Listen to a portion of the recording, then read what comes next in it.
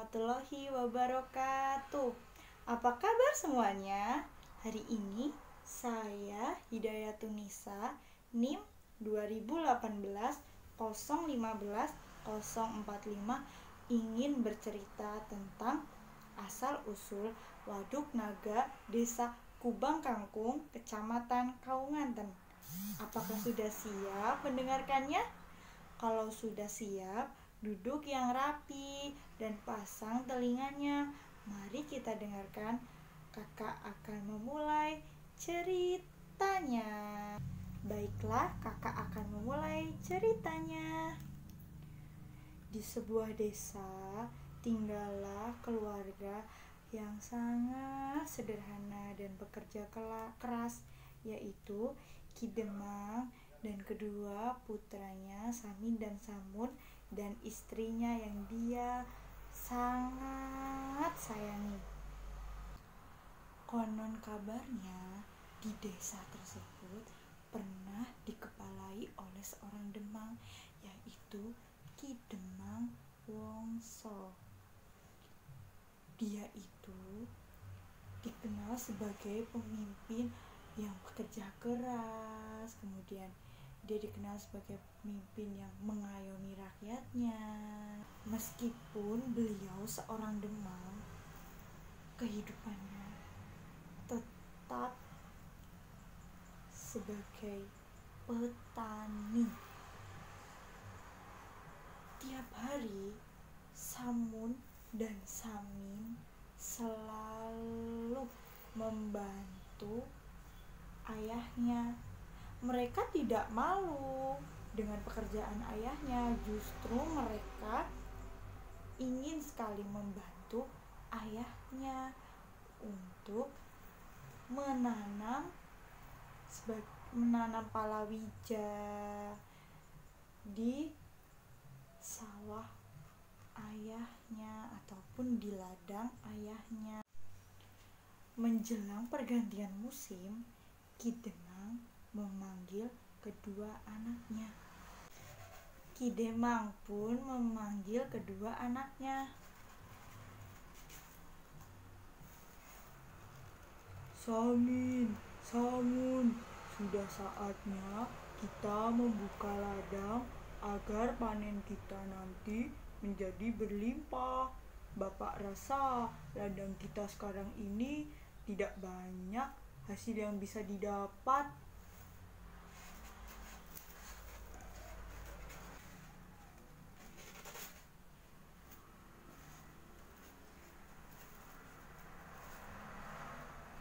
Saya rasa memang seperti itu, Bapak.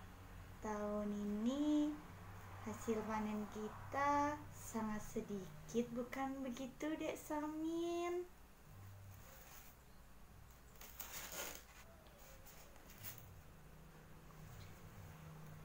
Iya, Bapak. Apa yang dikatakan oleh Kang Samun memang benar. Jika kita teruskan bersawah di ladang yang sekarang ini, bisa-bisa kita rugi.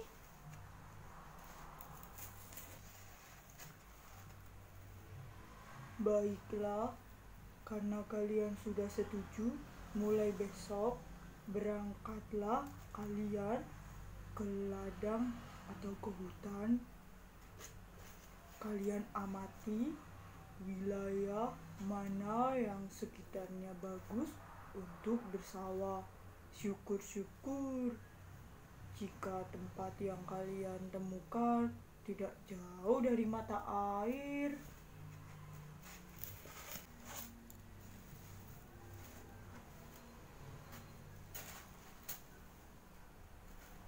Baiklah, Bapak.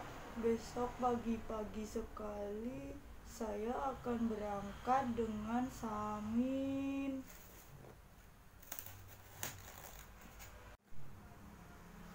Sesampainya di desa Kubang Kangkung, Samin dan Samun pun mencari-cari ladang cocok untuk pertaniannya mereka.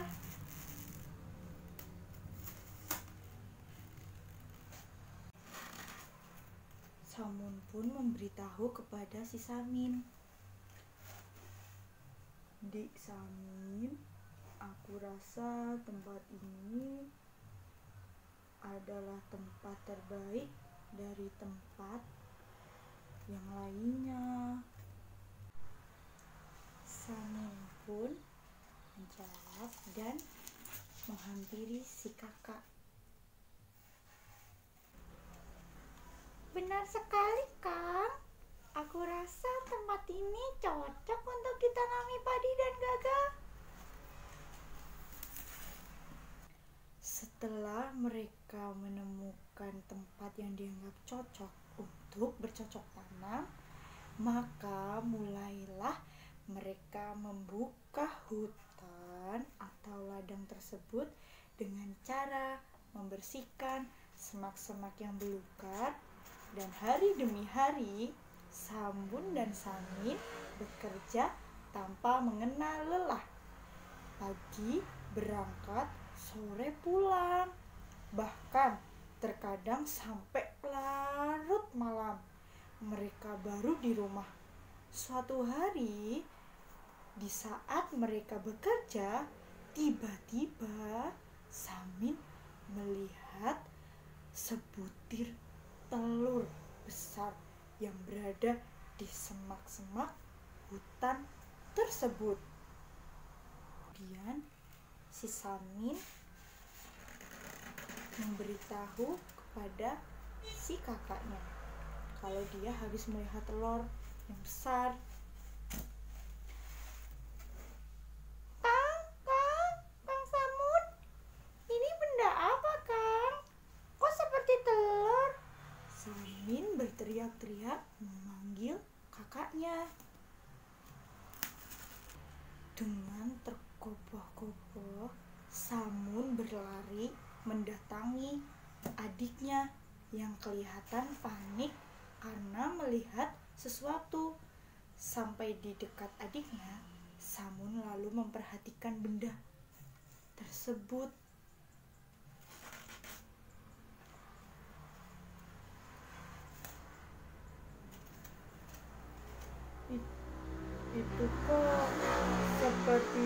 Itu kok seperti telur.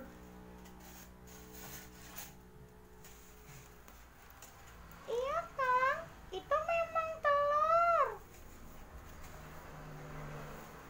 "Ya sudah, ambillah telur itu menjadi milikmu karena kamu pertama kali menemukannya."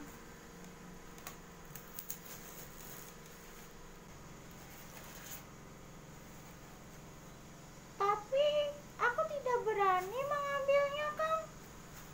Aku takut. Aku takut kalau telur itu beracun. Setelah saya sentuh, saya keracunan, lalu mati." "Tidak, Kang, aku tidak berani," sahut adiknya dengan muka yang ketakutan.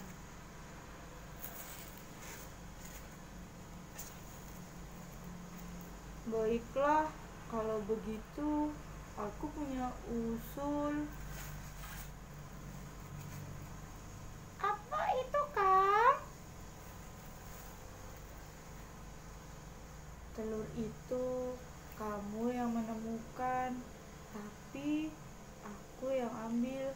Bagaimana kalau nanti telur itu kita bagi dua, setuju?"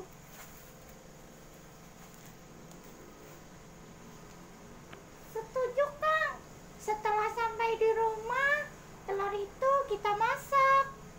Kita bagi 4, 1/4 bagian untuk Bapak, 1/4 untuk Ibu, 1/4 untuk Kang Samun, dan yang 1/4 lagi untuk saya."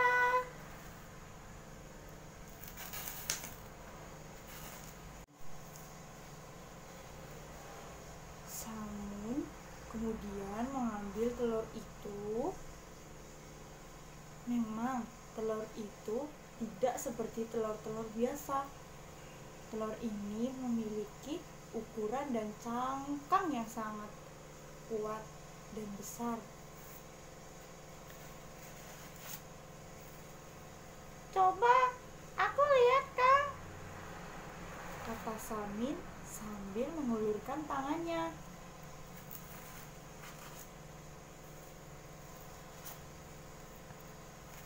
Ini seperti telur ular, Kang. Tapi yang aneh, mengapa telur ular sebesar ini ya? Jangan-jangan ini telur ular naga, Kang. Apa tidak lebih baik kita tinggalkan saja, Kang? Samun pun jawab, "Ini Samin, biarpun telur ular, kalau sudah dimasak ya tetap enak." Lalu mereka pulang ke rumah dengan membawa telur, dan sesampainya di rumah, telur tersebut diperlihatkan kepada Ki Demang. Ki Demang pun keheranan, baru kali ini melihat telur sebesar itu. Samun pun menghampiri ayahnya.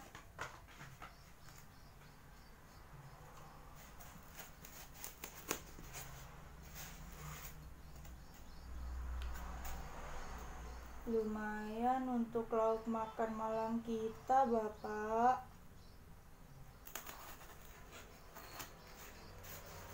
Ki Demang pun menjawab,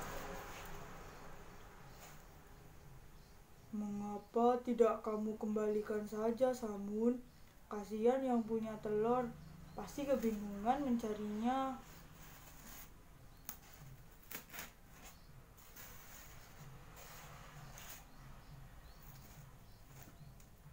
Jangan, Bapak. Ini rezeki saya dan Samin, juga rezeki Bapak. Kita tidak usah susah-susah untuk mencari lauk makan malam ini. Bukan begitu, Dek Samin?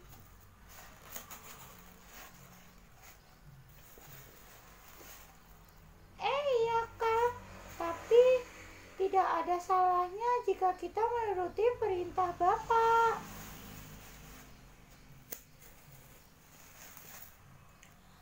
Tanpa memperdulikan nasihat dari orang tua dan adiknya, Samun kemudian memasak telur itu yang ia temukan di hutan. Setelah matang, dicicipinya telur itu.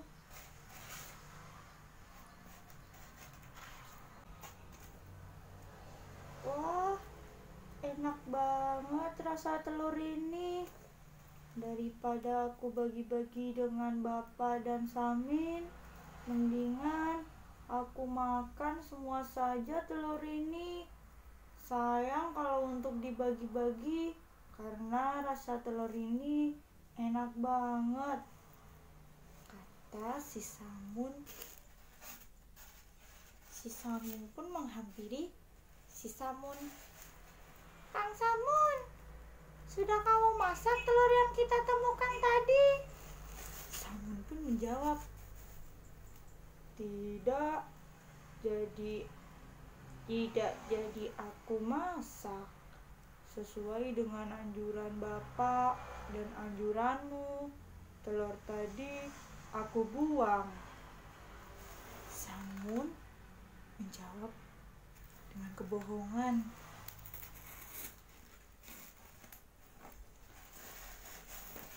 Ki Demang pun menghampiri mereka. "Oh, baguslah kalau seperti itu, Samun. Nah, karena besok kalian masih harus membuka lahan itu, istirahatlah kalian, tidur yang nyenyak, agar besok pagi tubuh kalian kembali segar dan tenaga kalian pulih kembali."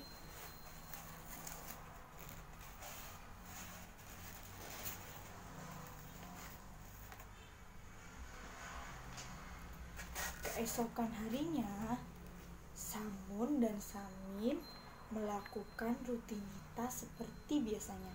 Mereka kembali ke hutan dan membersihkan tanah yang ada di ladang dan membersihkan semak-semak belukar. Pada saat membersihkan semak-semak, tubuh si Samun terasa sangat panas, tenggorokannya seperti terbakar api. Lalu ia berlari ke pinggiran menuju waduk yang letaknya tidak jauh dari lahan.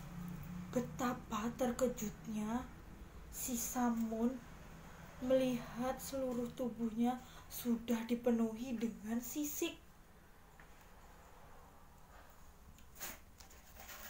Mendapati Samun di rumah, Samin mengira Samun bermalam di hutan untuk mengerjakan pekerjaan yang ditinggalkannya. Muncul merasa bersalah dalam diri Samin karena telah meninggalkan kakaknya sendirian di dalam hutan. Keesokan harinya, Samin bergegas menuju ke hutan. Tetapi sesampainya di hutan, dia tidak menjumpai kakaknya. Dia terus mencari kakaknya di dalam hutan. Akan tetapi, Samin tidak menemukan kakaknya. Karena sudah berhari-hari Samun belum pulang juga, Demang Wangsa turun tangan untuk mencari anaknya yang gaib entah kemana. Ki Demang mengajak Samin untuk mencari Samun. Dia pun pergi bersama-sama ke ladang ataupun ke hutan cari Samun. Dia pun pergi bersama-sama ke ladang ataupun ke hutan. Anaknya menuju pohon beringin yang berada di waduk tersebut. Mereka beristirahat sejenak, melepaskan lelah. Saat istirahat, Demang Wangsa Nangga merasa sangat haus. Ia pun menuju waduk dan hendak meminum airnya. Namun pada saat istirahat, Demang Wangsa Nangga merasa sangat haus. Ia pun menuju waduk dan hendak meminum airnya. Namun pada saat Demang Wangsa menjulurkan tangan hendak mengambil air, betapa terkejutnya karena tiba-tiba muncul seekor ular yang sangat amat besar. "Maafkan saya, Bapak. Sebenarnya saya adalah Samun," pun menjawabnya. "Maafkan juga Bapak, Nak. Bapak tidak dapat menolong. Mungkin ini sudah kehendak Dewata. Kamu yang sabar dan ikhlas menjalani, Nak." Demang Wangsa pun berkata, "Apabila nanti ada perubahan zaman, waduk ini akan saya kasih nama Waduk Naga Wangsa." Hingga saat ini, Waduk Naga Wangsa masih dapat kita lihat letaknya di Desa Kubang Kangkung, sebelah kanan Jalan Cilacap. Demikian cerita dari saya, asal usul Waduk Naga Desa Kubang Kangkung, Kecamatan Kawunganten, Cilacap, Jawa Tengah. Apabila ada kesalahan kata dan kekurangan, mohon dimaafkan. Wassalamualaikum warahmatullahi wabarakatuh.